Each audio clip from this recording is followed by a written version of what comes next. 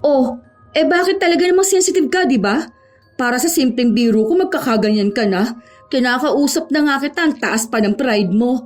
Akala mo naman kung sino ka eh. Bakla ka lang naman. Hindi ka naman magandang bakla dahil may bigote ka.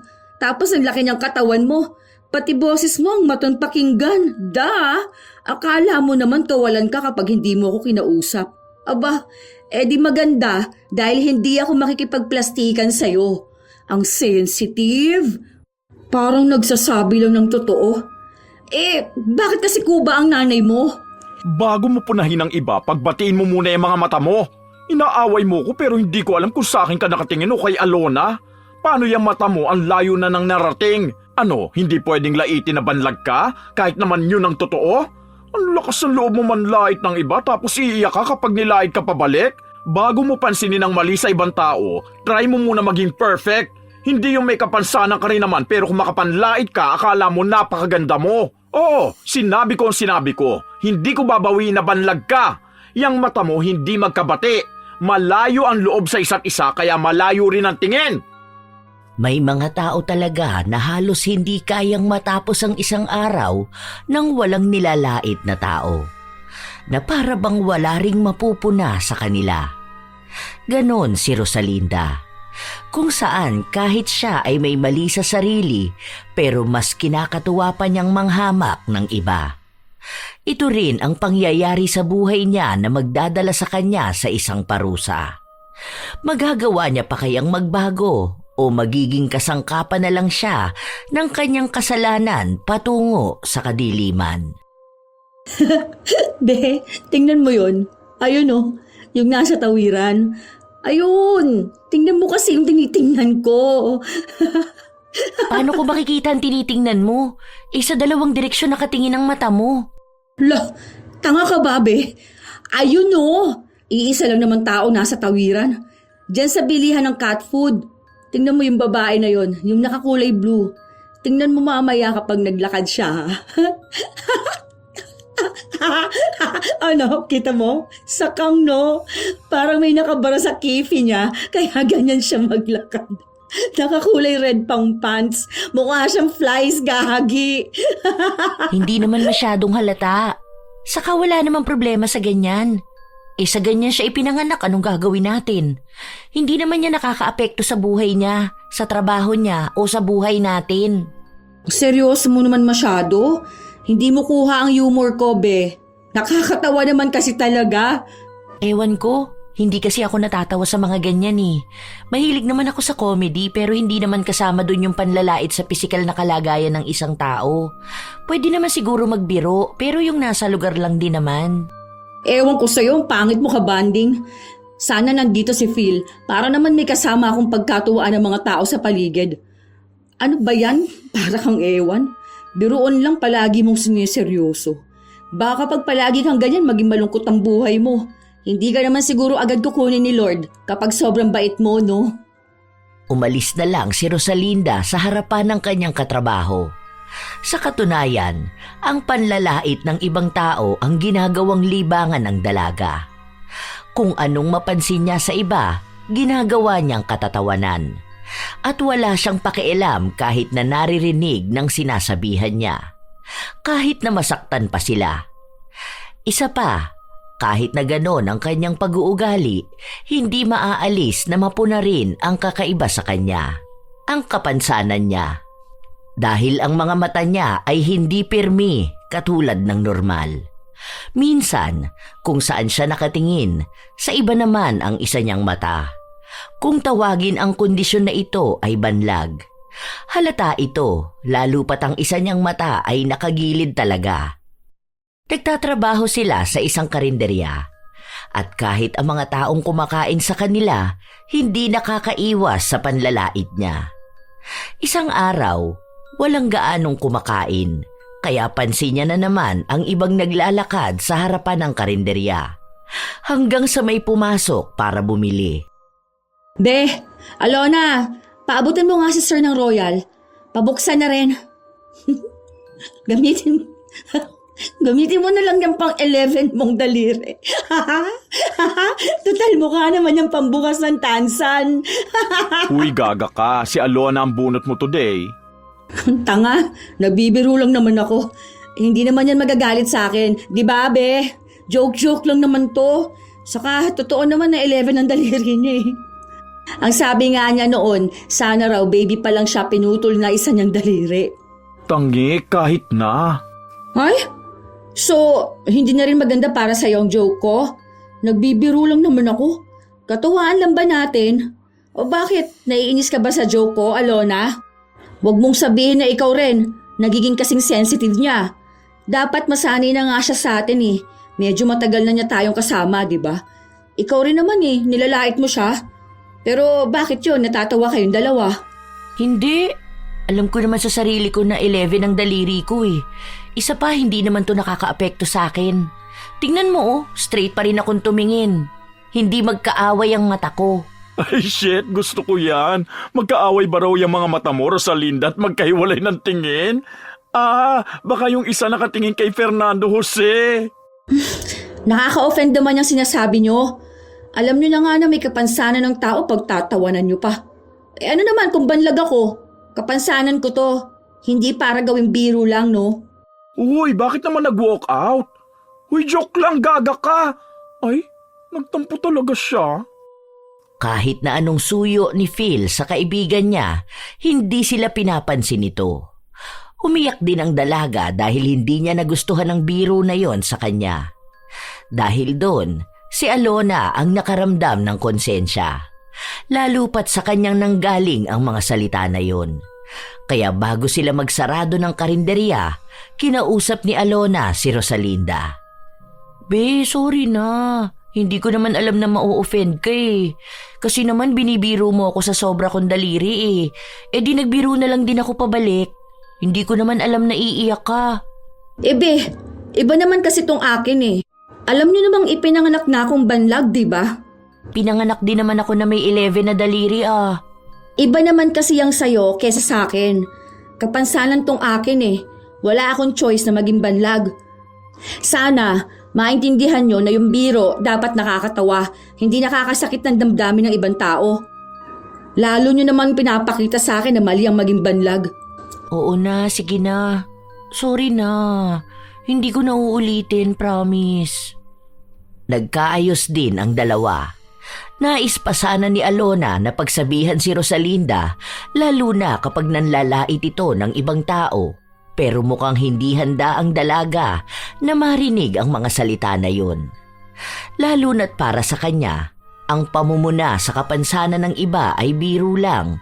Pero kapag kapansanan na niya ang pinuna, isa na yung seryosong pag-atake sa pagkatao niya. Ilang araw pa ang lumipas. Kapag walang mahanap na bibiruin si Rosalinda, ang pupuntiryahin niya ay si Lona at ang 11 nitong daliri. Isang araw, nasa trabaho sila pero mahina ang benta kaya nakatambay lang sila sa labas. Ang boring naman. Wala man lang bang dadaan dyan na pwedeng pagtawanan. Awat ka muna, be. Ubus na ligtas points mo. Ay, ayun. Kilala mo yon? Yung naglalako ng ice cream. Malamang. Di ba? Si Alona 11 ang daliri. O yan naman, kulang ang daliri. Gagi. Naalala ko pa, bumili ako nung nakaraan tapos nagbibilang siya kung magkano sukli ko. Sabi ko sa kanya, kung pinaglihiba siya ng nanay niya kay Mickey Mouse. Tawang-tawa talaga ako. Kapag nakikita ko siya, naaalala ko rin si Alona eh. Imagine siya, kulang ang daliri. Tapos, si Alona, sobra. Kaparehas sila yung doon sa isa pa. Yun naman, 2 lang ata ang daliri. Gagi, natatawa na naman ako. Ay, ano ba yan? Kung si Alona, pambukas ng soft drinks, yung isang extra na daliri. Yung doon naman sa 2 lang na daliri, Pambukas ng... Pambukas ng lata! Hanep! Ha? Paano kaya yun naguhugas ng puwet niya, no? Ayan ka na naman. Tawang-tawa ka na naman dyan. Mamaya niyan kapag may nasabi kami, bigla ka na namang iiyak. Bakit? May mali ba sa sinabi ko? Hindi ba kayo natatawa? Sa nakakatawa naman talaga, di ba? Di ba, bakla? Depende. Ayoko kasi kapag matatanda yung pinagtatawanan natin. Kilala ko kasi yan. Yung asawa niyan may sakit tapos yung anak niya... Yung anak niya yung naninilaw ang mata, tapos parang luluwa na. Tapos kasing kapal lang gulong ng bike ang labi. Tapos parang 2 years ng buntis sa laki ng tiyan. Baliw! Natatawa na naman ako. Ayan, ayaw nang tumigil. Pinapaalala mo na naman sa akin eh. Nakita ko kasi sila nun sa center. Nagpunta sila. Tapos, nagulat ako dun sa bata na kasama niya. Mukhang tiyanak ang puta. Ang pangit, gagi. Uy, wag kang ganyan. May sakit sa liver yung bata. Di, bumili sila ng liver sa palengke. Mura lang per kilo, may kasama pang puso. Huwag kang ganyan, Rosalinda. Hindi maganda yung pagtatawanan mo tapos gagawin mong biro.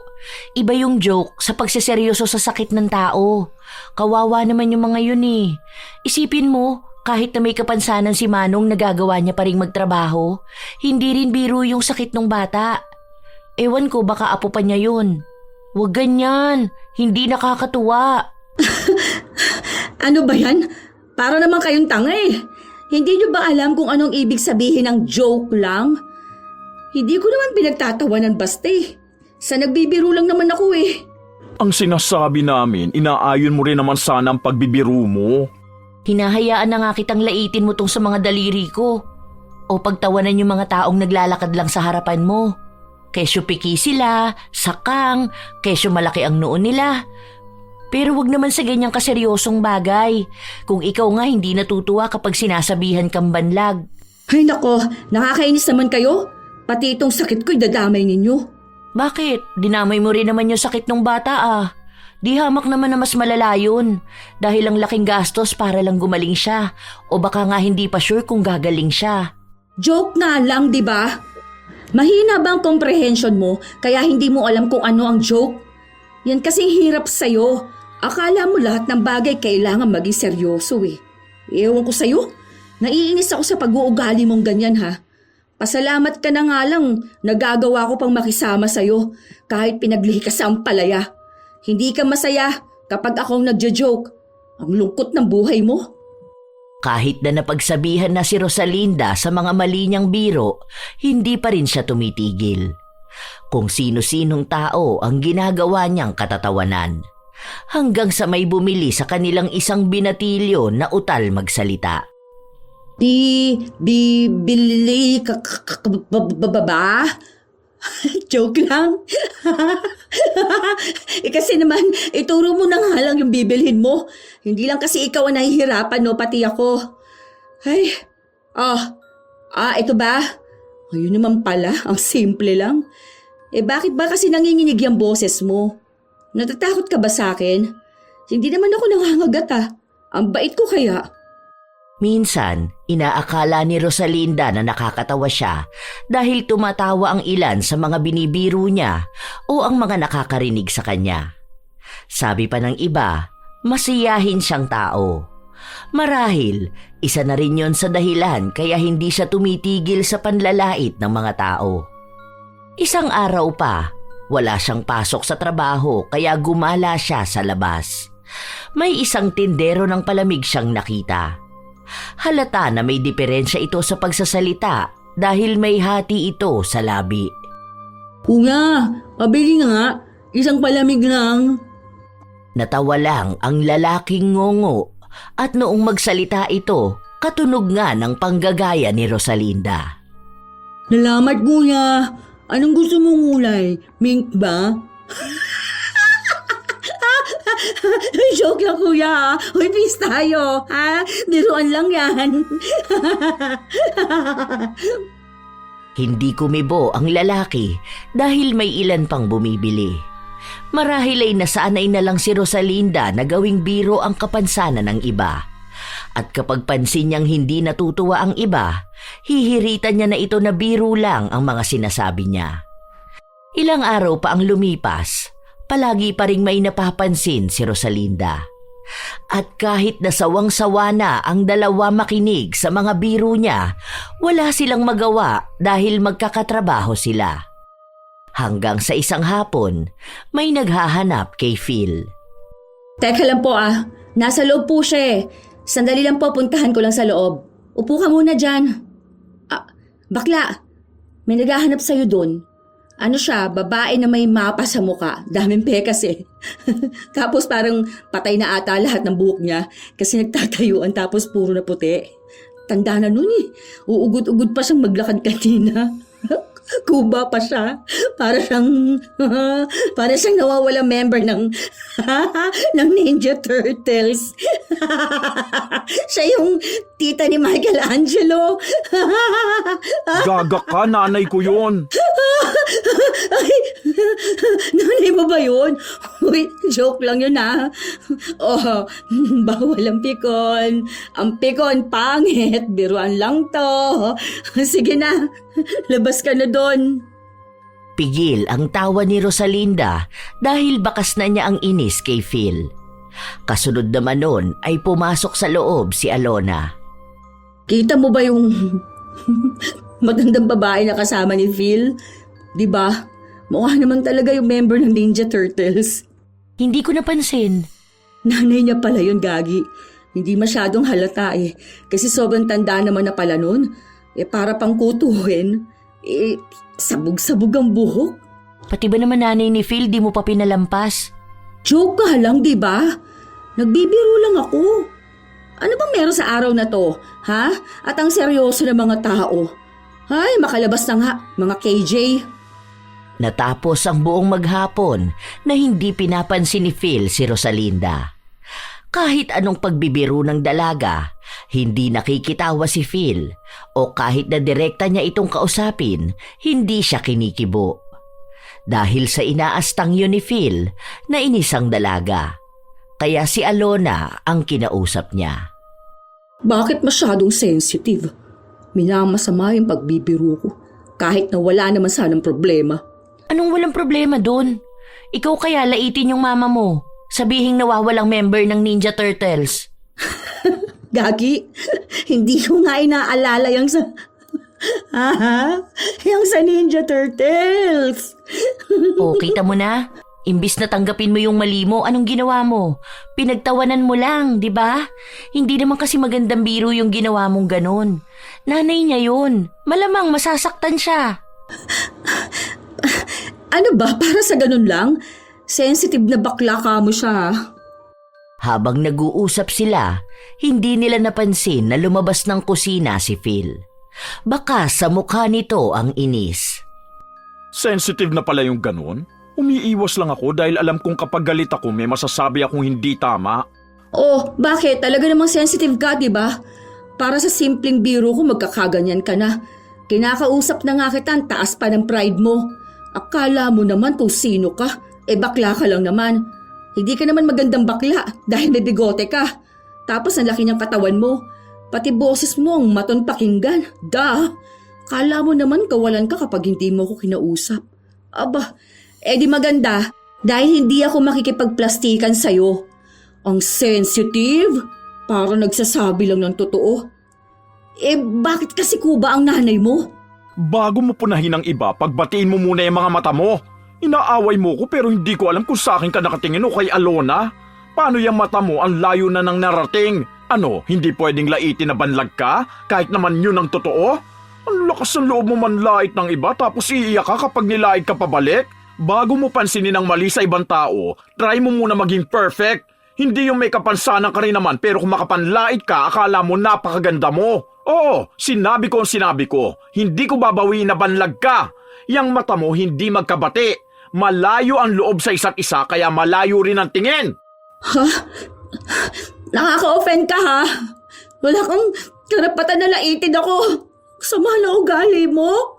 Oh, kita mo, iiyak ka, di ba? Hindi ako magsusorry sa'yo dahil totoo naman ang sinabi ko. Huwag mo akong paandaran na kapansanan yan. Bakit? Kapansanan din naman ang pagiging kuba ng nanay ko, pero pilit mong pinagtatawanan.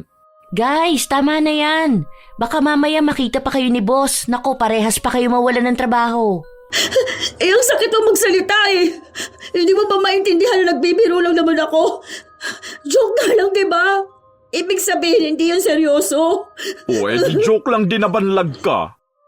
Idinaan na lang ni Rosalinda sa pag-iyak ang panlalait sa kanya ni Phil. Lumakas ang iyak niya hanggang sa nakaabot sa kanilang amo. Dahil sa pagpapaawa ni Rosalinda, siya ang pinakinggan at tinanggal sa trabaho si Phil. Hindi naman umapila si Phil dahil sinabi niya na mabuti na lang at tinanggal siya dahil kusa rin naman siyang aalis. Hindi na raw kasi niya matiis ang pakikisama sa isang tao na mahilig manlait ng kapansanan ng iba pero hindi naman matanggap na meron din siyang kapansanan. Dahil sa nangyari, nagkaroon ng hati na opinyon mula sa iba nilang kakilala.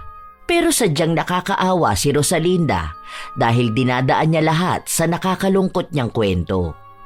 Hanggang sa isang araw, pumasok ang bagong tauhan nila sa kusina, ang pumalit kay Phil. Ah, ikaw pala yung si Inday. Upo, ma'am. Huy, hindi mo ko amo, parehas lang tayo rito. Kahit Alona na lang, tapos siya naman si Rosalinda. Ay, hilo po, Aluna at Rosalinda. Ano ba? Bakit naman Aluna at Rosalinda? Grabeng tawa ko. Ang sakit ng tiyan ko. Ano ba, Enday? Besaya ka man dong. Opo, kaluluwas ko lang. Ay, pasensya na, hindi pa talaga ako marunong gaano sa Tagalog. May bago ata akong laruan dito Siguro naman hindi ka mabilis ma-offend, no? Ay naku, hindi po. Mabuti naman. Yung pinalitan mo kasing bakla, ang bilis ma-offend. Konting biro mo lang sa kanya, napipikon na. Tapos ang sama pa ng ugali. Isipin mo yon, nilalait niya ang pagiging banlag ko. Eh di ba, hindi naman magandang gawing biro ang kapansanan ng ibang tao. Ako kasi, kalug ako. Alam nila yan dito, madaldal. Halata naman, di ba? Tapos rin ako, palabiro. Kaya minsan wag mong seseryosohin ang biro ko sa'yo. Pati yung biro ko kanina wag mong seryosohin. Joke lang yon. Basta enjoy ka lang dito. Magkakaibigan tayo. Si Inday ang naging bagong kasama ni na Rosalinda. Siya lang din ang madalas niyang laitin lalo na kapag nagsasalita ito na siyang kinatutuwa naman ng dalaga. At kahit na anong sabihin niya rin dito, hindi naaapektuhan. Hindi katulad ng ibang kasamahan niya. Isang beses pa, pinagsabihan ni Alona si Inday na huwag siyang papayag na basta lang gawing katatawanan, pero si Inday na lang ang nagsabi na hanggat kaya naman niyang makisama, gagawin niya. Kahit kapalit pa noon ay maging laruan ni Rosalinda. Isang araw, wala si Alona, kaya malaya si Rosalinda na lait-laitin lang si Inday. Be, feeling ko mayaman kayo. Hindi ka na dapat nag-work dito sa karinderye. Lo, hindi man kami mayaman. Wala naman trabaho ang tatay ko. Tapos, breadwinner ako. Breadwinner ang pota. Hindi. Pansin ko lang. Mayaman ka kasi may sarili kang airport dyan sa Nobo. Alam mo, uso yung ganyan. Lahat ata na uso nasa'yo na. Yang noo mo malapad tapos wala ka pang dibdib. Tapos ang itim mo pa. Hindi ka ba be? Ano ba, yung parang nahihirapan? Kasi pangit ka na. Bisaya ka pa. Totoo pala talaga na baduy magsuot ang mga Bisaya. Hindi naman. Huy, joke lang yun Baka mamaya damdamin mo naman ng maigi. Okay lang. Dili man ako madali mapikon. Yan ang gusto ko, yung hindi agad nagagalit. Huwag kang gagaya doon sa iba Kita mo yon si Koloy? Yung delivery guy? Yung tinutukso ko na bagay kayo. Ano yon? Bobo yun mag-English. Oo, totoo. Wait lang. Natawa ko. Bali ganito kasi yan. Di ba, nangihingi siya ng Colgate. Ang pagkakabasa niya pala doon, Colgate. Literal. Tapos, yung once niya, naging 11. Ang puta. Hindi ba? Kung hindi ba naman bobong punyeta? Ang sabi niya, hindi ata siya nakapag-aral kahit grade 1. Kaya, yun. Lagi ko talaga yun inaasar. Pinapabasa ko muna sa kanya yung nakasulat dyan sa pader bago ko bayaran yung delivery niya.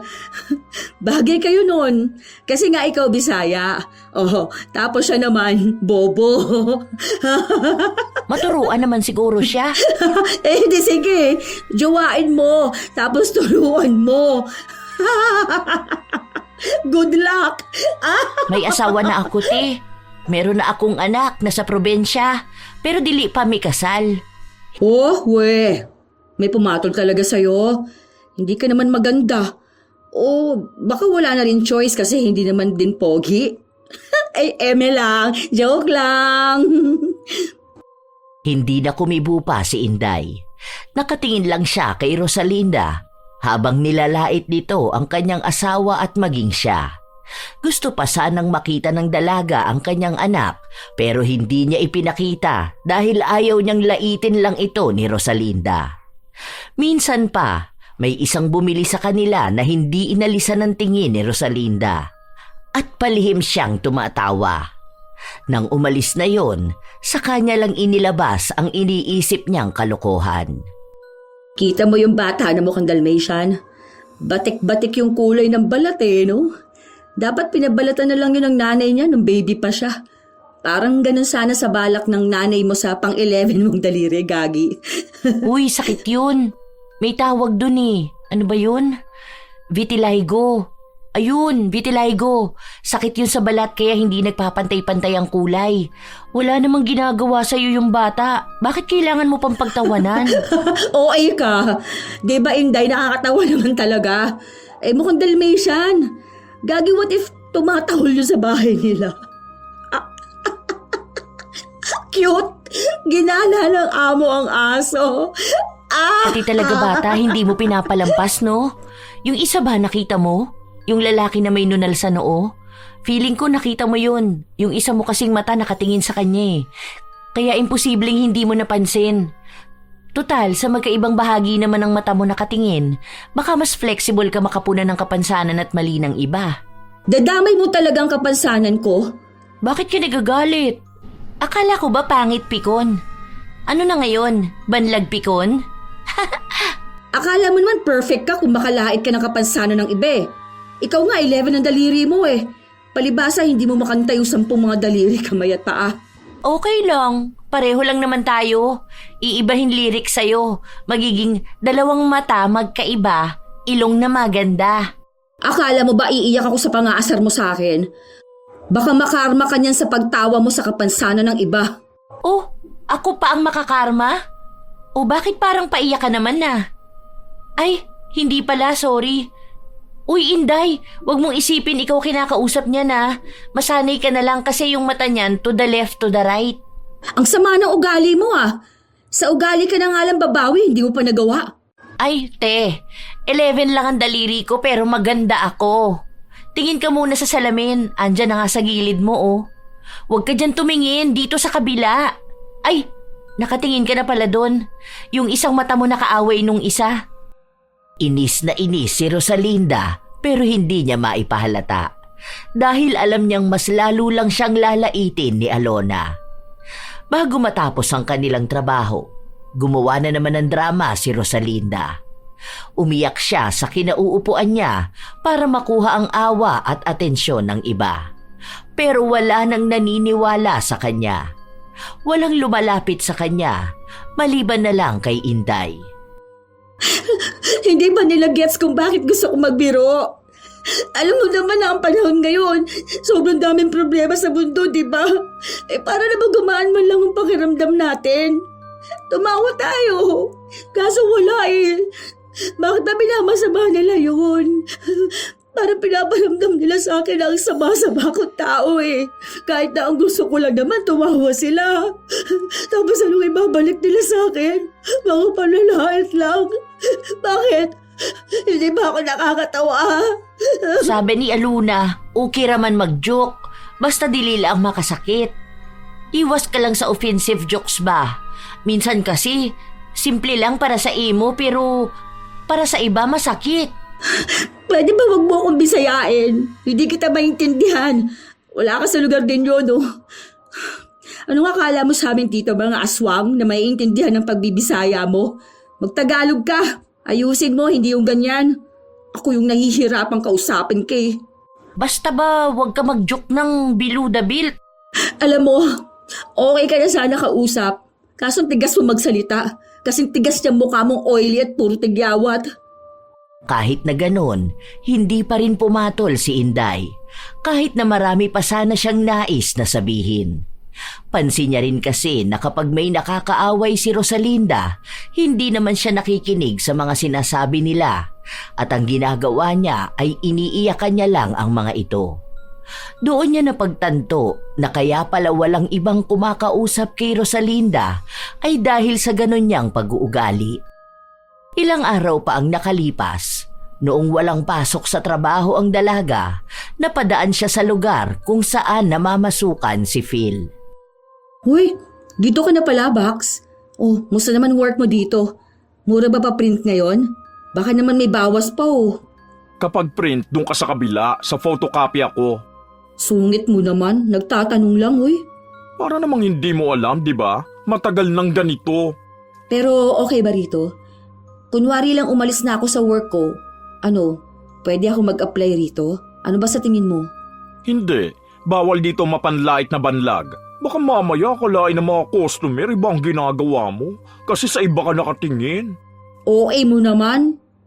Ayan ha, ikaw ang nangunguna. Kapag ako bumanat, baka mamaya umiyak ka dyan. Ay wow, ako pa pala ngayon ang iiyak. Sino kayang paawa dahil sa kapansanan niya kuno? Magpapaprinta nga lang ako, sungit mo. Sana sasantihin ka rin dahil sa ugali mo. Pumasok sa kabilang establishmento si Rosalinda.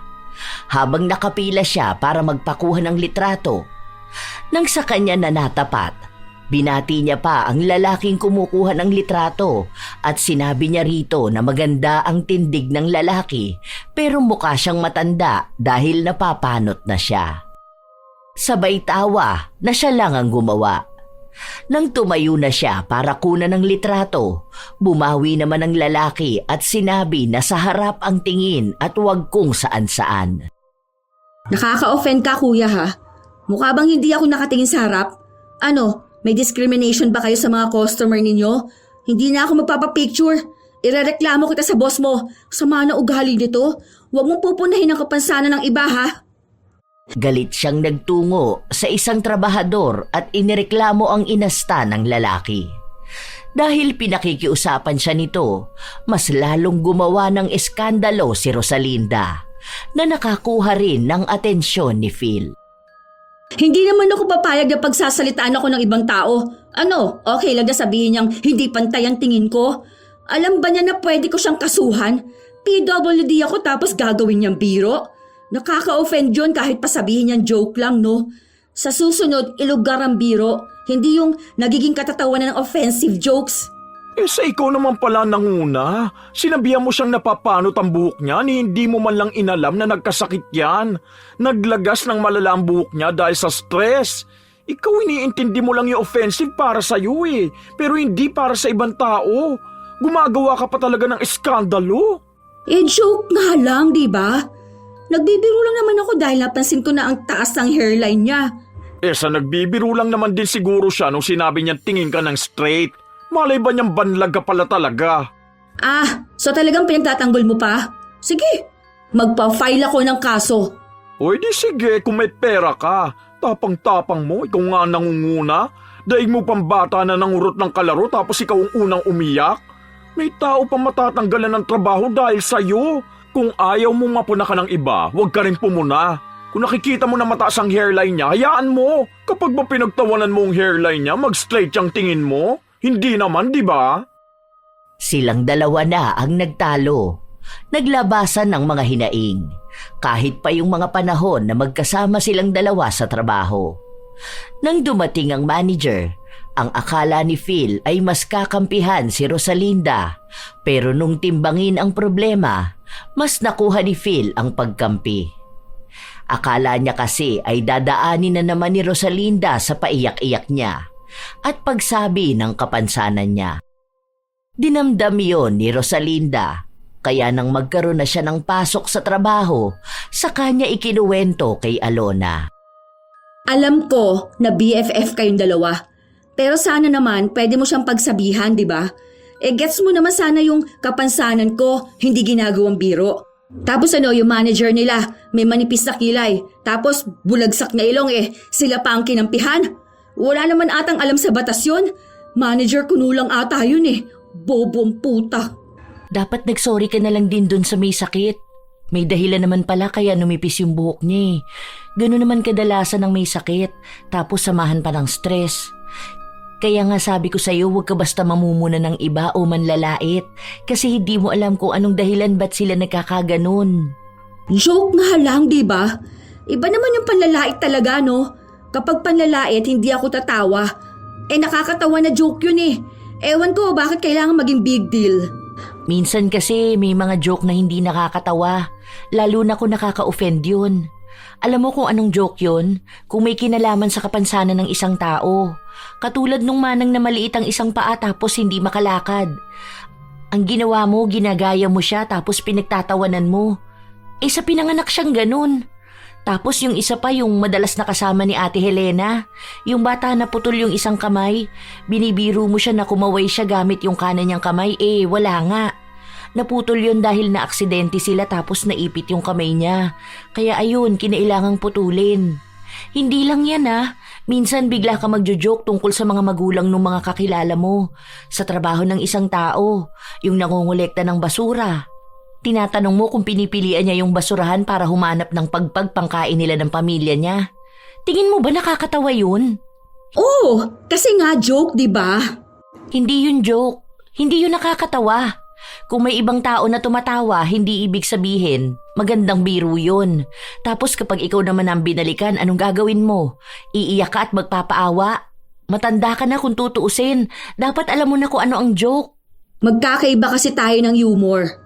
Iba ang humor Hindi humor ang pag-down sa confidence ng iba dahil lagi mong pinupuna yung mga insecurities nila. Sa akin, puna ka ng puna na 11 ang daliri ko. Alam ko naman yun at isa yun sa insecurities ko. Si Inday, hindi lang yun kumikibo pero ramdam ko na naaawa na rin siya sa sarili niya. Isipin mo yun, ulit-ulitin mo ba naman ang pagtatagalog niya? Oo, minsan nakakatawa yun pero hindi palagi. Tapos dagdag mo pa, puna ka ng puna sa noon niya, sa dibdib niya, sa kulay ng balat niya. Kung tutuusin, normal naman sana yun. Ikaw nga halata masyado yung mata mo, yung pagiging banlag mo. Tapos nagiging kapansanan yan bigla kapag binawian ka ng biro. Tapos mapipikon ka o magagalit kapag ikaw naman yung nilait. Kita ngayon na mababaw ang pag-unawa mo. Ni hindi mo naiintindihan kung anong gusto kong sabihin Kung mababa lang pala ang comprehension mo, wag mo na lang siguro akong kakausapin Saka mo na lang ako kausapin kapag kapantay na kita ng pag-iisip. Sumobra ka sa daliri, nagkulang naman sa pag-unawa. Hindi pinansin ni Rosalinda si Alona. Pero para kay Alona, wala naman ding mawawala sa kanya kung hindi sila mag-uusap. Dahil wala namang ibang gagawin si Rosalinda kundi ang manlait ng ibang tao. Sawang-sawa na siyang pakinggan ito at pagsabihan. Habang wala silang ginagawa, nakatambay lang sa labas si Rosalinda kasama si Inday. Kita mo yung bumaba sa jeep? Kamukha siya ni Jollibee, no? Ang laki ng mukha. Ay, hindi ko nakita. Ano ba yan? Ang boring mo namang kasama. Dapat kapag ganito, maging alerto ka sa paligid mo. Doon mo kasi mas makikita kung anong itsura ng mga tao. Oo nga pala, kanina naririnig kita. Sino kausap mo sa phone? Si tatay ko. Tunay kong tatay ba? Bakit? May peke ka bang tatay? Meron, bagong asawa ni nanay. Bale, ang kasama ng nanay mo, stepfather mo. Tapos tumawag tatay mo kasi kailangan niya ng tulong. Help ba? Ganun. Narinig ko kasi. Dahil sa almoranas niya. Gagi, sakit siguro nun, no? Ano yun, kapag tatay siya, itutulak niya ulit pabalik almoranas niya. Sabihin mo kay tatay mo ha, patanggal na lang niya yung puwet niya.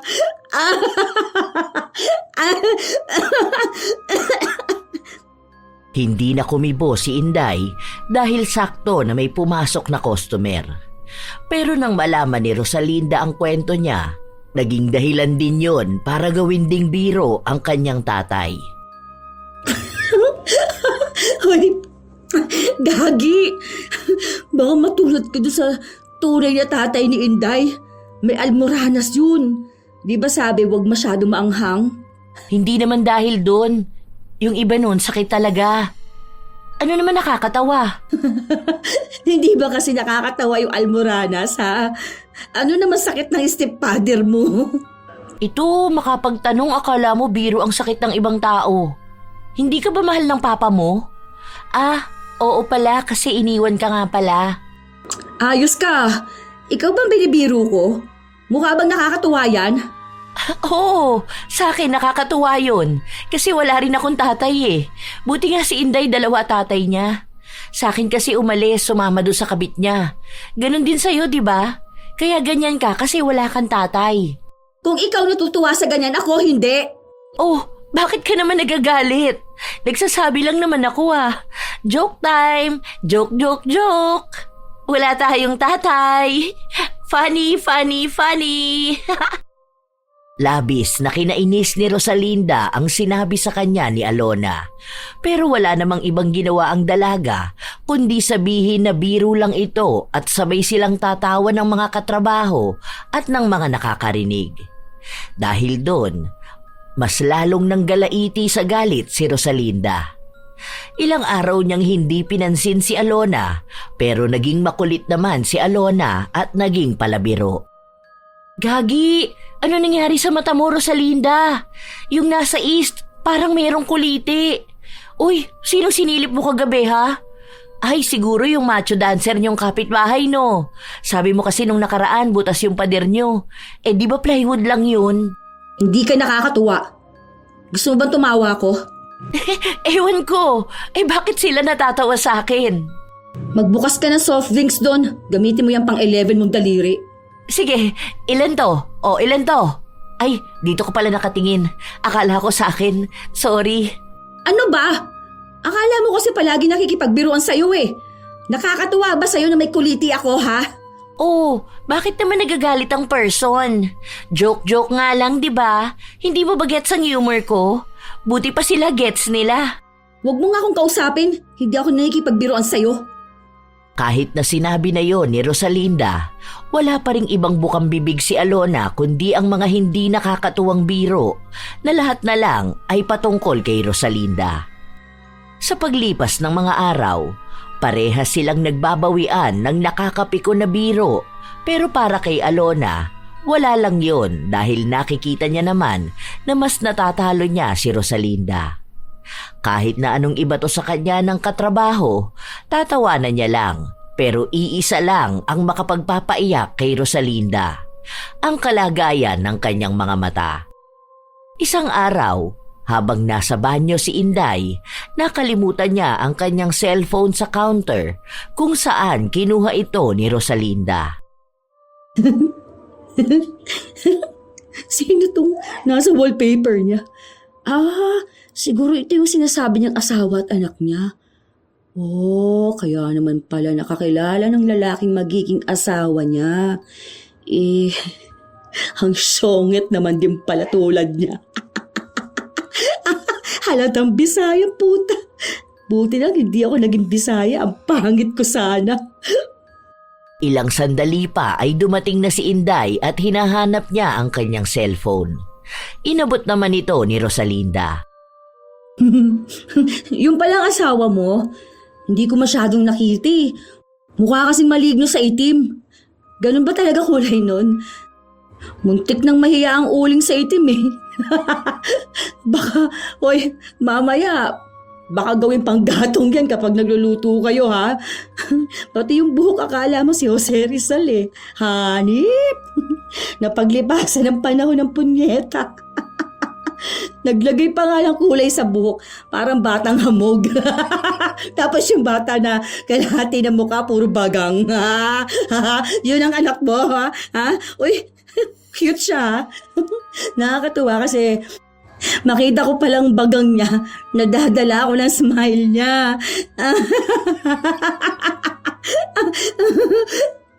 Hindi kumibo si Inday pero baka sa kanyang mga mata na nasasaktan siya. Lalo na sa pagbibiro ni Rosalinda sa anak niya. Napansin yon ni Alona kaya siya na ang kumausap kay Rosalinda. Nagsimula na naman ang hindi nila pagkakaunawaang dalawa. Bakit ba nakikisali ka? Ano na namang masama sa pagbibiro ko na kalahati ng mukha ng anak niya puro bagang? Sa kung nakita mo lang sana sa picture, no? Nakita ko na ang anak niya dahil pinakita na niya sa akin yon nung nakaraan pa. Ewan ko ba dyan sa pag-uugali mo? Pati ba naman 3 years old pag-iinitan mo pa? Oh, pinag-initan ko ba ha? Nagsabi lang naman ako. Biro nga, di ba? Isa pa, bakit ba ikaw ang nagagalit? Si Inday nga wala lang sa kanya eh. Huwag kang papansin dyan. Anong wala? Hindi porkit hindi siya kumibo, ibig lang sabihin na wala sa kanya. Malamang kapag nagsalita siya, anong pupunahin mo? Yung pagiging Bisaya naman niya. Na hindi naman masama at hindi ka pintas-pintas. Sa kung nahihirapan siya magsalita ng straight Tagalog eh. Katulad kung paano ka nahihirapan tumingin ng straight. Huwag kang papansin. Saw-sawera ka masyado eh. Hindi ka naman kasali sa biruan. Palibasa gusto mo ata na ikaw ang laging binibiro para maging sikat ka. Kung hindi nagalit si Inday, ibig sabihin lang nun okay lang. Saka natawa naman sila.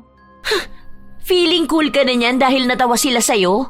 Ikaw ba? Feeling cool ka na rin dahil nalait mo ko? Habang umiinit ang tensyon sa dalawa, umahwat na lang si Inday. Ayaw niyang maging sanhipan ng gulo ang kalagayan niya dahil baka pare-pareho lang silang mawalan ng trabaho. Oh, kita mo? Kay Inday okay lang? Hindi niya sinabi na okay lang. Ang sabi niya, huwag na tayong mag-away. Baka kasi pagalitan pa tayo. Dili man ako pwedeng mawalan ng trabaho. Kita mo na? Sa susunod, ayusin mo yung biro-biro mo, ha? Aba, ewan ko na lang talaga kung isang araw bigla ka nalang gigising na nakarma ka na ng malala. Sa sobrang sama ba naman yung lumalabas sa bibig mo? Leche ka, 11! Aba, leche ka rin! Tumingin ka ng maayos. Isa lang kaaway mo pero sa 2 tao nakatingin yung mga mata mo. Banlagang puta! Matapos ang awayan na yon, hindi na ulit sila nag-usap. Kapag may ipapasabi, idinadaan sa ibang katrabaho. Pero kahit na ganon, wala pa ring ibang ginawa si Rosalinda kundi ang laitin ang kung sino-sinong tao na nakikita niya. Wala siyang pakialam kahit na bata man ito o matanda. Kahit na anong karanasan nila, basta para kay Rosalinda kapag natawa siya, matatawa rin ang iba. Isang beses pa, malapit na silang umuwi lahat. Narinig ni Rosalinda ang usapan ni na Alona at Inday at masyadong sensitibo ang usapan pero ginawa yung biro ni Rosalinda. Wala talaga sa hulog yung biro mo, no? Tungkol sa pang-aabuso gagawin mong joke? Ewan ko kung hindi ka i-bash ng mga tao kapag ginawa mo yung biro na yan sa public. Parang tanga. Ang seryoso nyo kasi. Pinagagaan ko lang ang kwentuhan ninyo. Ano naman kasi, kailangan pang pag-usapan ng tungkol sa mga abuso na ganyan. Wala naman kayong mapapala na nakakatuwa dyan. Hindi ka naman kasi kasali sa usapan, di ba? Hindi lang pala mata mo ang nakakaabot kung saan-saan, kundi pati ang tenga mo. Kakainis to. Sa ilan pang mga araw na lumipas, wala pa ring taka sa mga tao kay Rosalinda. Kahit na ang maganda sa paningin ng iba, nahahanapan niya pa ng pangit na pagtatawanan. Katulad na lang ng isang batang babae na maganda at maputi, pero dahil pangu ito, ginawa niyang biro. Hoy, wow! Ang cute naman ng anak mo, Mami. Ang cute ng ilong niya no? Ang liit, parang kamatis. Lakas ng dugo mo ha, in fairness. Natalo mong dugo ni Afam. Pero at least, nakuha naman ang puti. Hindi kumibo ang babae. Dapat ay bibili sila, pero umalis na lang.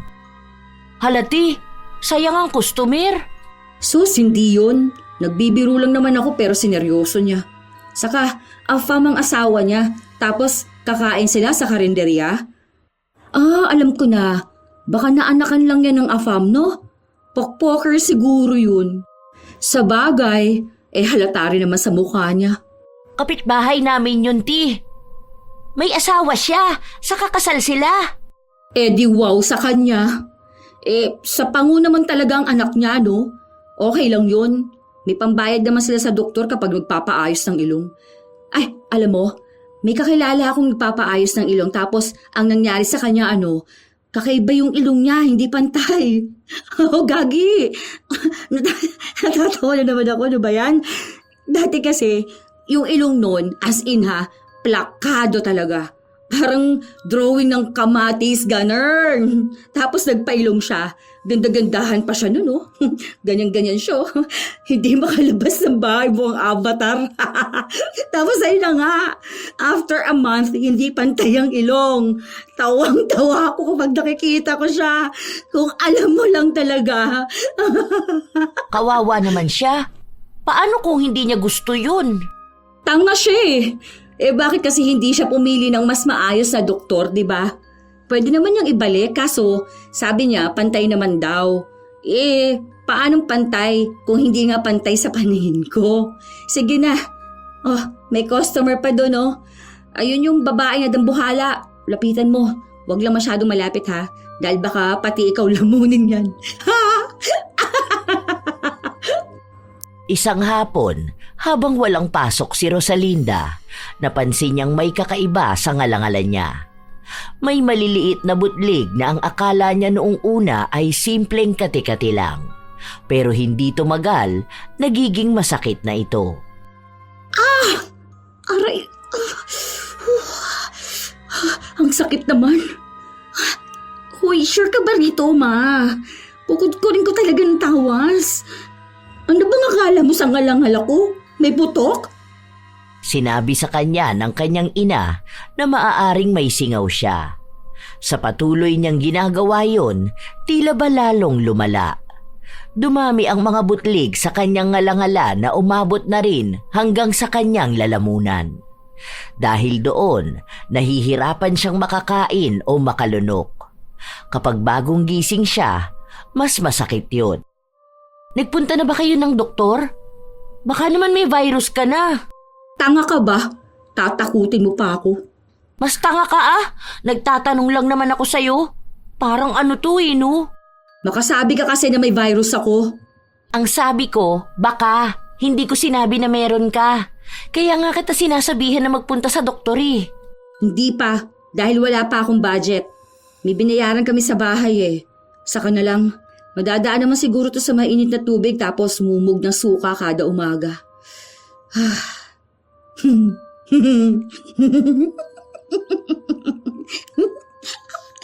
Pucha naman talaga. Ayan na naman yung sakang yung mukhang flies. Ayan, may napansin ka na naman. Kaya ka nagkakaganyan dahil sa ugali mo Baka yung mga masasama mong sinasabi sa ibang tao nalulunok mo na. Ewan ko sa'yo, ganyan na nga yung ngalangala mo, hindi ka pa magbago. Ilang araw pa ang lumipas, palaging idinadaing ng dalaga ang nararamdaman niya. Pakiramdam niya madalas ay may tumutusok sa ngalangala niya at lalamunan. Nagpunta sila sa ospital, pero wala rin namang magawa ang iniinom niyang gamot. Halos 2 linggo lang, itinigil niya ang pag-inom dahil masyadong mahal ang gamutan niya at sa halip na gumaling ay mas lumalala pa. Isang beses pa, may nakapagsabi sa kanya na dapat siguro ay sa albularyo na lang siya lumapit. Pero hindi niya yon ginawa dahil iniisip niya na baka pagtawanan lang siya ng mga taong makakakita sa kanya. Dahil sino ba naman ang maniniwala sa mga albularyo? Isang araw, wala sa trabaho si Alona, kaya ang kasama lang ng dalaga ay si Inday. Be, di ba probinsyana ka? Ano yun? Naniniwala ba kayo sa mga albularyo?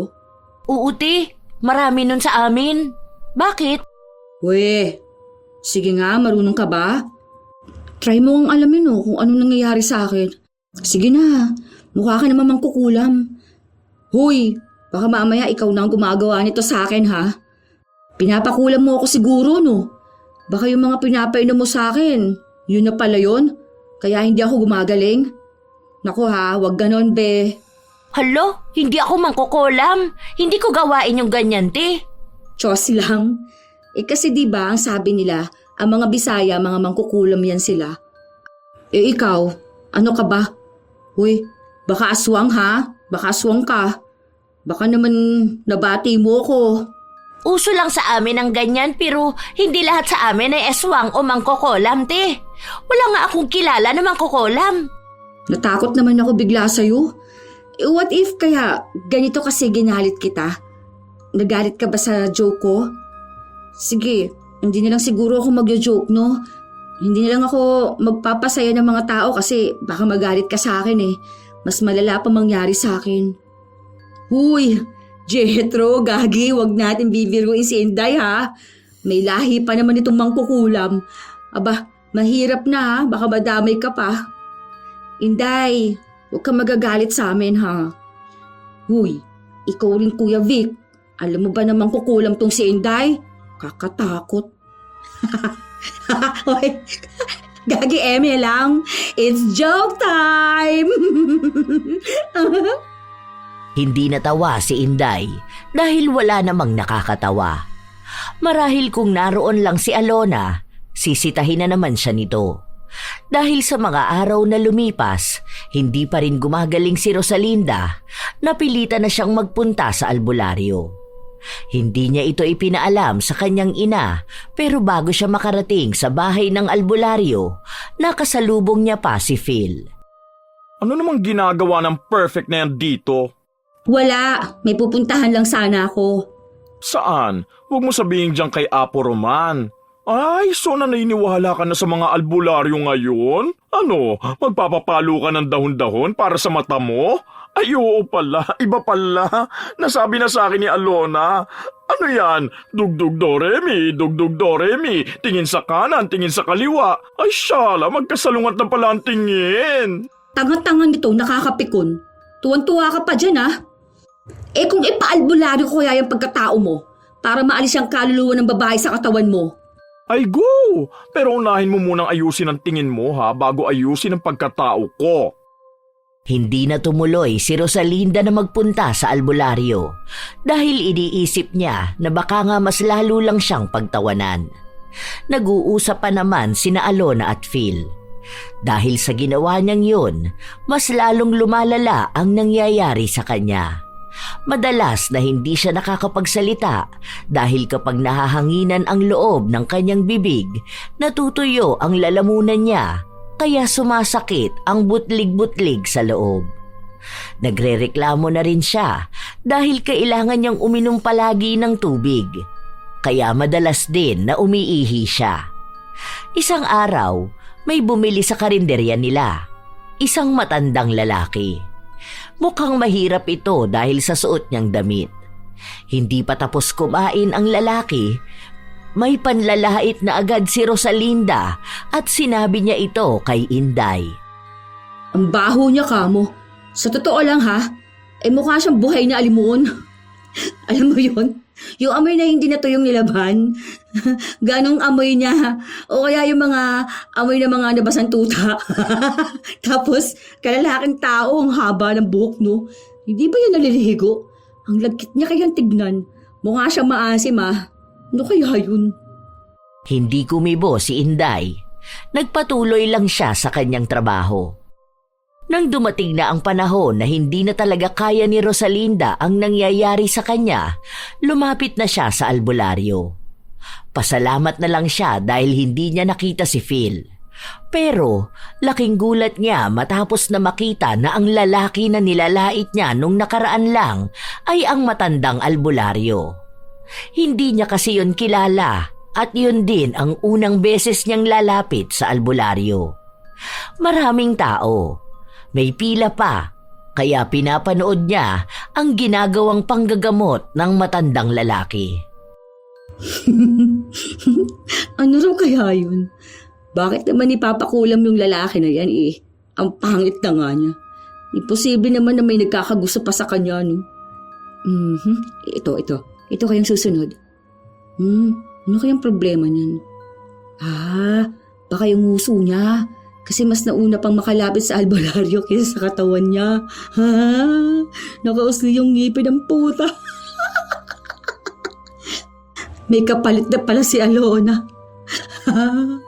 Pwedeng pambukas ngipin nito ni ate, oh. Ayos. Ayos din na pamputol ang alambreng punyeta. Saka, ganyan paggawain ng albularyo. Mukha siyang tanga, ha?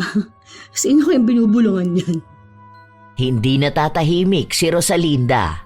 Tuwing may susunod sa pila, wala siyang ibang ginawa kundi ang matawa.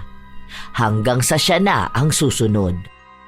Ano lang ha, chill lang, ganon. Baka mamaya maging OA ka rin dyan katulad dun sa ginawa mo sa kanila kanina. Nagalit sa kanya ang albularyo at sinabi sa kanya na hindi siya nakikipagbiruan. Kung gusto raw ni Rosalinda ng kalaro, umalis na raw siya dahil ang dami pang tao na nakapila. Huwag niyang gawing katatawanan ang ginagawa niya dahil kung hindi naman pala siya naniniwala, ibig sabihin, hindi rin siya gagaling. Joke nga lang, di ba? Ang seryoso mo naman masyado. Sige na, okay na. Check mo na sino mang kukulam ang gumawa nito sa akin at kakalbuhin ko siya. Bilis! Mas lalong nagalit sa kanya ang albularyo at sa halip na tulungan siya nitong gumaling ay pinaalis siya. Sinabi sa kanya na hindi ibang tao ang may problema kung gano'n ang nangyayari sa kanya, kundi siya mismo. Mas mainam daw na tingnan niya muna ang sarili niyang pagkakamali bago niya makita kung sino ang gumagawa ng mali sa kanya. Dahil kung hindi niya babaguhin ang kanyang ugali, ibig lang sabihin nun ay ayaw na rin niyang gumaling. Di wow! Inis na umuwi si Rosalinda. Mas lalo niyang ininda ang sakit na nararamdaman niya. Gusto pa sana niyang maghanap ng susunod pang albularyo pero naisip niya na baka wala lang din silang magawa. Na baka ang mga albularyo ay gawa-gawa lang ding trabaho ng mga taong tambay, na pineperahan lang nila ang mga mapagpaniwalang mangmang na tao. Dahil sa nangyayari sa kanya, napapadalas din na hindi siya nakakapasok sa trabaho. Kinausap na rin siya ng kanilang amo na kung hindi niya aayusin ang kanyang trabaho, mapipilitan na silang tanggalin siya at humanap ng iba. Isang tanghali, sobrang init ng panahon. Nagtitiis ang dalaga sa pwesto niya at halos maiyak na siya sa sobrang sakit ng kanyang ngalangala at lalamunan. Be, extra rice dagdag mo dun sa... Huy, ano nangyayari sa'yo dyan? Bakit ka umiiyak? May masakit ba sa'yo? Oo, sobrang sakit talaga ng lalamunan ko eh. Be, check mo nga tong sangalangal ko. Ano ba? May sugat ba? Sobrang hapdi talaga. Hindi ko na kaya. Ang sakit sobra. Bakit kasi natutuyo? Sabi kasi sa'yo huwag ka na muna masyado magsalita eh. Pwede ka naman magpapalit ng pwesto kay Inday. Doon ka na lang muna sa kusina. Paano? Sinabi na nga na bawal matuyuan, hindi ka naman natitigil sa pagkwento mo. Pwede ka namang hindi magsalita. Pwede naman sana na hindi ka mag-joke eh. Ang tigas kasi ng ulo mo. Hindi ko naman kasi kayang hindi magsalita eh. Pwede yun kung hindi ka lang pupuna ng ibang tao. Baka kasi karma mo na yan. Oh, iiyak pa lalo. Bahala ka dyan. Ikaw rin naman ang mawawalan ng trabaho kapag nakita ka ni boss. Tandaan mo, may warning ka na. Aba, hirap na ulit niyan makahanap ng work, no? Baka hindi ka pa makapasa sa medical. Hindi naman pwedeng wala akong trabaho. Paano naman ang buhay namin? Wala naman akong ipon eh. Yun na nga. Sundin mo na lang ang sinabi ko. Magpa-request tayo na palit na lang kayo ni Inday. Siya na lang dito kasi maayos naman magsalita kahit na minsan matigas o malambot iba niyang salita. Kesa naman sa'yo, konting salita lang tuyo na ang lalamunan. Ano naman mapapala ako sa loob ng kusina? Sila lang makikita ko. Yun, lumabas din ang totoo. Na kaya gusto mo rito dahil marami kang taong nakikita, no? Marami kang pinagtatawanan at ginagawang biro ang mga kapansanan nila. Oy, gusto mo naman pala yan eh. Sige, hayaan mo na lang ang sarili mo na magkasakit ng ganyan. Kaya ka pinapalayas ng albularyo eh. Imbis naghagaling ka na, ikaw pa tong masama ang ugali. Masama ba ang ugali ko? Ano bang gusto mong sagot? Yun bang totoo o yung kaya ng damdamin mo? Kasi kung yun totoo, oo, masama ang ugali mo. Sasamantalahin ko na to ha, total nagtanong ka naman na. Unang pasok ko pa lang dito, ang tingin ko na sa'yo, laitera ka na dinadaan mo sa biro. Alam mo, hindi naman masama ang maging funny o maging kalug na tao. Yung gusto palagi ng comedy, gusto palagi may nakakatawa. Pero nilulugar yun, be. Hindi yung nakaka-offend na joke. Ikaw kasi, kahit na batang may sakit, pagtatawanan mo. Kung anong itsura ng isang tao, pagtatawanan mo. Siguro normal naman sa tao minsan na maging mapanglait, di ba? Lalo na kung totoo naman. Like kung pangit talaga, kung mabaho talaga. Pero hindi sa lahat ng oras, ha? Kung may sakit ang isang tao, imbis na hayaan mo o unawain mo, hahanap ka ng paraan kung paano tatawanan. Nito lang nakaraan, may isang matandang babae na kumain dito tapos 'di ba, putol yung paa niya kasi nga naoperahan siya. Tapos anong ginawa mo? Pinagtawanan mo pa. Ginagaya mo pa yung lakad niya tapos hahagalpak ka. Mali yun. Kasi una sa lahat, hindi ka perpekto. May kapansanan ka rin na kapansin-pansin. Tapos kapag ikaw naman ang inasar, ayun, iiyak ka. Magagalit ka. Kung tingin mo di dapat pinagtatawanan ng kapansanan mo, bakit mo pinagtatawanan ng sa iba, ha? Bahala ka na sa mga sinabi ko ngayon, kung tatanggapin mo to ng maayos o hindi. Hindi agad nakakibo ang dalaga. Umiyak lang siya dahil tunay naman na nasasaktan siya sa mga sinabi sa kanya ni Alona. Dahil wala na nga siyang magawa pa, nagpalit sila ng posisyon ni Inday. Siya na ngayon ang naghuhugas ng plato. Isa sa dahilan kaya ayaw niya ay gagawin siyang katatawanan ng mga katrabaho niya. At yun na nga ang nangyari. Sinasabi sa kanya na kung nakikita niya ba ng maayos ang hinuhugasan niya dahil para daw nasa kabilang panig ang isa niyang mata. Para daw yung tumatago sa pader at nakakakita ng kaluluwa. Yun ang palaging tukso sa kanya na hindi niya maapilahan dahil pinipigilan niyang magsalita. Madalas na lang siyang umiiyak. Ano ba kayo? Tigilan niyo na nga yan. Akala niyo ata nakakatawa kayo no? Alam niyo na nga na may kapansanan ng tao, ganyan pa kayo? Sumagot ang isang lalaki at sinabi na ganon din naman daw magbiro sa kanila si Rosalinda. Ngayon na nga lang daw sila nakakabawi sa kanya. Dagdag pa nila ang nangyayari sa ngalangala at lalamunan ng dalaga. Kung ano-anong kabastusan at kalaswaan ang tinuturo sa kanya para daw gumaling siya. Sa katunayan, hindi lang naman yon ang nangyayari kay Rosalinda. Dahil minsan pa, lumabas siya ng bahay nila noong wala siyang pasok. May mag-ina siyang nakasabay sa jeep at ang isang bata ay nagduduling-dulingan habang nakatingin sa kanya. Sinita ito ng kanyang ina at sinabi na baka raw mahanginan siya at magaya ang itsura kay Rosalinda. Matapos nun, halos kalahati ng nakasakay sa jeep ay natawa kahit na hindi naman sila magkakakilala. Sunod-sunod na rin ang nanlalait sa kanya. Kung tutuusin, nawawala na siya ng gana lumabas. Hindi na niya matingnan ang sarili sa salamin dahil nakikita niyang pinagtatawanan siya ng maraming tao. Hindi niya rin magawang ipagtanggol ang kanyang sarili dahil hindi nga siya gaanong makapagsalita. Isang beses pa, hiyang-hiya siya sa nangyayari.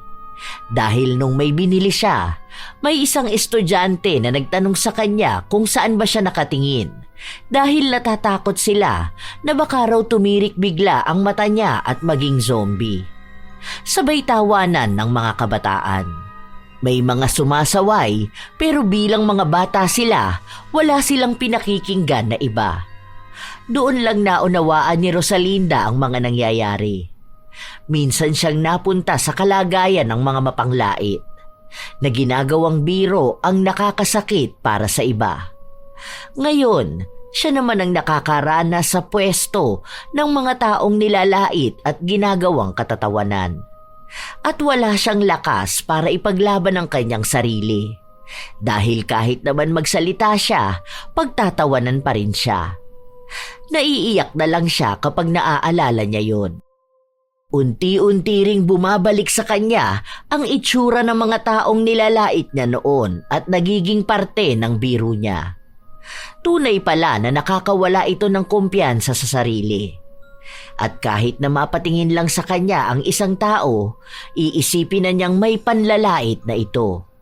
At kung may nagtatawanan sa malayo, kahit na hindi siya ang pinagtatawanan, ramdam niyang siya yon. Isang araw, nasa labas siya dahil wala pa silang customer. Nakita niyang dumaan si Phil. Oh, ano nangyayari sa yung babae ka? Kulang na lang sumayad na yung labi mo dyan sa sahig. Nakikita mo ba ako? Ilan to? Anlag ako, hindi bulag. Ah, oo pala. Sorry, naninigurado na. Buti nakakapagsalita ka na. Okay ka na ba? Hindi pa. Ano ba? Nakakagulat ka naman. Bigla kang sumusulpot. Oh, kanina pa kami nakatayo rito ni Inday. Baka hindi ka niya nakita. Kasi side to side naman ang mata niya eh. Hindi back to back. Oo na, sige na. Funny na kayo. So, bakit kasi hindi ka pa gumagaling? Dapat bumalik ka na dun sa albularyo eh. Ikaw kasi nilait mo ba naman siya? Mabait naman yun eh. Mag-sorry ka lang sa kanya. Depende pala kung marunong ka mag-sorry, di ba? Oo nga, ti. Baka gumaling ka na dyan. Mag-sorry ka na lang sa kanya. Kahit sa kanya ka na lang mag-sorry kahit na hindi na sa amin. Kesa naman magtagal ka ng ganyan, di ba? Hirap kaya niyan. Palagi ka pang umiiyak kapag sumasakit. Tutulungan ka naman siguro nun. Tapos kung sakali man, huwag ka na lang ulit manlalait ng ibang tao. Baguhin mo na ang pag-uugali mo. Baka yun din ang isa sa dapat mong gawin. Pagkatapos mong tanggapin ang mali mo, humingi ka ng tawad. Tapos magbago ka. Yun na nga ang gagawin ko. Buti nandito na kayo. Sorry na sa inyo. Ay wow! Ano ulit yun? Pakilakas naman! Sorry na nga, di ba?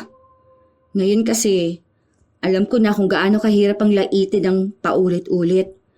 Tapos wala kang laban. Kaya sorry na. Yan lang muna. Hindi pwedeng matuyo ang lalamunan ko. Wow, ayun naman pala eh. Kaya naman palang humingi ng tawad, pinatagal pa. Okay na yon, basta magbago ka na lang ng asal mo. Kapag hindi nakakatawa, huwag pagtatawanan. Dahil baka kapag ikaw na nakaranas, katulad niyan ngayon, hindi mo kayanin. Iba ang birong nakakatawa sa birong nakaka-offend. Ang birong nakakatawa yung walang nilalait na tao. Pwede naman siguro maging mapanglait pero slight lang. Kakainis kayo. Basta, sorry na ha. Nagkaroon sila ng kapatawaran lahat. At sinunod naman ng dalaga ang sinabi sa kanya ni Phil na humingi ng tawad sa albularyo. Hindi nga siya nagkamali dahil naging mabait naman ito sa kanya. Sinabi sa kanya na may taong nagpakulam sa kanya. Pero naagapan naman daw yon dahil natalo naman ang mangkukulam. Ilang linggo rin ang inabot bago gumaling ang dalaga. Kung saan nasanay na siyang palaging tikom ang bibig. Noon, madaldal siya na kahit walang kwentang bagay ay sinasabi niya. Pero ngayon, nagsasalita na lang siya kapag makabuluhan ang sinasabi niya. Kapag may nanlalait sa kanya sa pagiging banlag niya, natuto na siyang yakapin ang pagiging iba niya. Hindi na siya madaling masaktan at hindi na rin siya nananakit ng ibang tao. Bago sila matapos sa trabaho, kinausap ni Rosalinda sina Alona at Inday. Humingi siya ng tawad sa mga ito. Wala na yun, ti.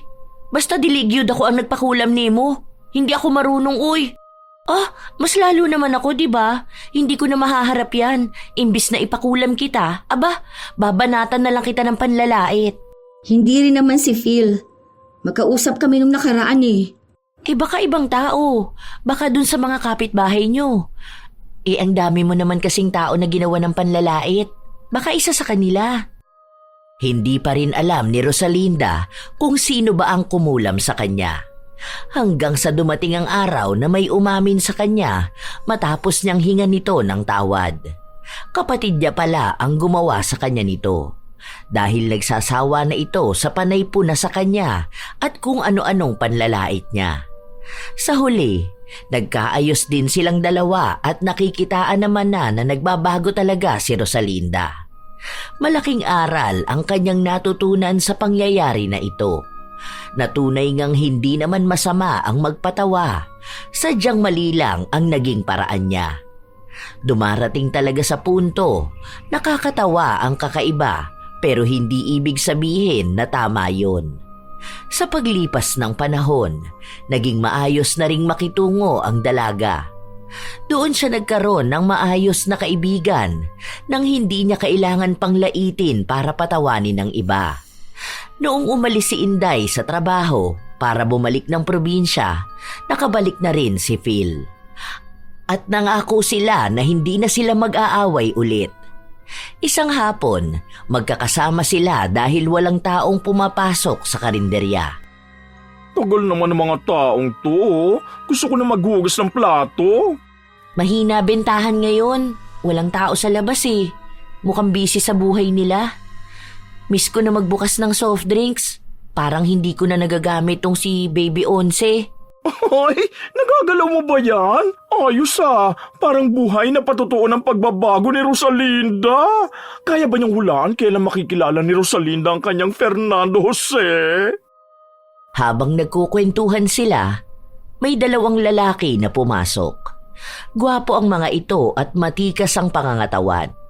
Nagtitingin sila ng makakain. O ayan, pili ka na lang sino ang Fernando Jose mo dyan. Buti na lang magkaaway ang mga mata ko. Pwede kong tignan sila tig-isa. Dito kay kuyang naka-blue, ang kanan kong mata. Dito naman kay naka-gray, yung kaliwa. Ay, atake, naging advantage pa. Para pala makakita ng dalawang pogi at the same time. Wow! Nagtawanan sila sa biruan na yon. Dati hindi nila yun nagagawa. Pero ngayon na tinanggap na rin ni Rosalinda ang kanyang kakaibang itsura, naging bukas na rin siyang hindi dapat masamain kung mapapansin yon ng iba. Naging magaan din naman ang kanyang buhay matapos nun. Nakikipagsabayan siya sa iba at kapag nilalait siya dahil sa pagiging banlag, pinabawian niya naman ito ng pagtanggap sa sarili. Minsan talaga, hindi napapansin ng ibang tao kung ano ang pagkakaiba ng biro na nakakatawa at biro na nakakasakit. Ang akala nila, basta natawa ang mga tao, ayos na. Ang akala nila, yun na ang sukatan ng tunay na kasiyahan. Ang hindi nila alam ay may mga nakatago roong sakit at pilit na pagtawa. May nabubuong sugat sa pagkatao nilang nagbimistulang pasakit na bitbit nila palagi. Hindi lahat ng tumawa ay tunay na natuwa. Minsan, may mga salitang binitawan sa tawa ang siya ring mga salitang iniiyakan ng iba sa gabi. Sa panahon ngayon, maraming panlalait na idinadaan na lang sa salitang biro lang. Kapag tinamaan ang kausap, dedepensahan lang gamit ang pagtawa. Dapat malaman na hindi lahat kailangang pagtawanan. Hindi lahat ng tao ay pare-pareho ang tibay ng loob. Ang iba, tahimik lang, pero sa loob nila, wasak na. Ang isa pang nakakatawa ay ang mga taong mahilig manlait ng pabiro. Pero kapag sila na ang binalikan, sila pa ang nagagalit. Mabilis mapikon. Kapag sila ang ginantihan ng parehong klase ng biro, bigla na lang silang magiging emosyonal kahit na gano'n naman ang kanilang ginagawa. Hindi nila matanggap dahil tunay naman na masakit. Tandaan na lang na bago magsalita, bago magbiro, isipin muna kung may tinatamaan ba. Hindi mo kailangang gawing katatawanan ang itsura ng iba, ang kapansanan o ang pinagdaraanan nila para lang mapatawa ang iba. Ang tunay na nakakatawa ay yung walang tinatapakang tao, yung biro na nakakapagpasaya at hindi nakakapagpahiya. Kayo ba mga apo, naranasan nyo na rin bang mapahiya ng iba at sasabihin na nagbibiro lang sila? At sana wala sa inyo ang maging dahilan ng pagkakalugmok ng iba dahil sa ginawa silang katatawanan. Kung kayo ay may kwento at opinyon ukol sa ating bagong istorya ngayon, ibahagi nyo lang yan at nais kong mabasa. Naway may natutunan kayo. Shout out sa ilan sa mga masusugid na tagapakinig ng mga istorya ni Lola Telang. Lienier de la Cruz at sa mama niyang si Arlene Cutelawasa, Nanay Gina Vlogs, Evangeline Cruz, Laika Fernandez.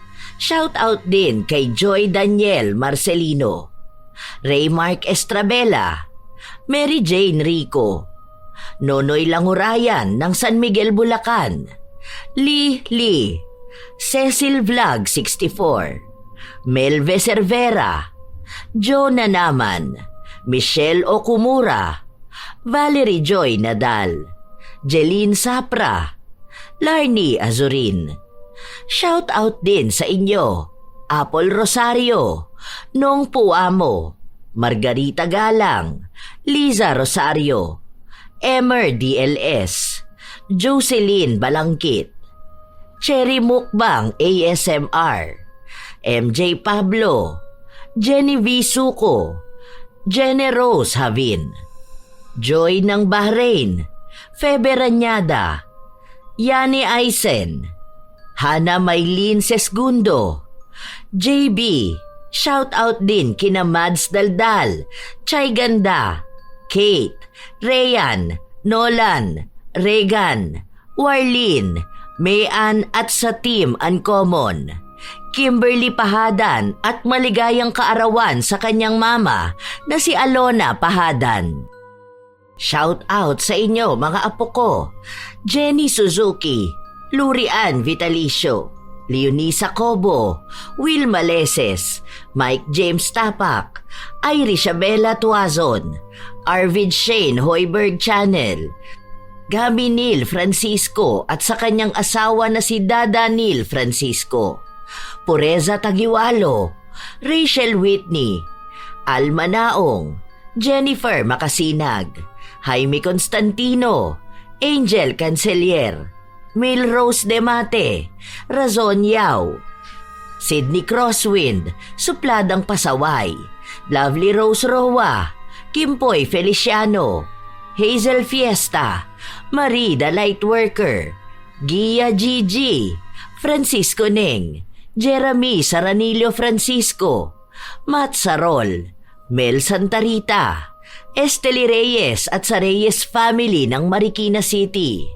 AJ Chua, Vicky Yabut, Roy Lacandalo, Josefina Fuelias, Robert Crimen, Cherry May Libiran, Roslyn Mangilin, Ray Galedo at sa Galedo family ng Kabuyaw, Laguna, sa buong Team Manok ng Amsik Angeles City, Pampanga, Angelina Ignacio, Ami Bag, Rosalina Bugayong, Ami Yong, Lance MBB, Gemstone Claro, Lydia Lopez, Lynn Hasegawa, Elise Padilla, Maria Lee Nakagawa.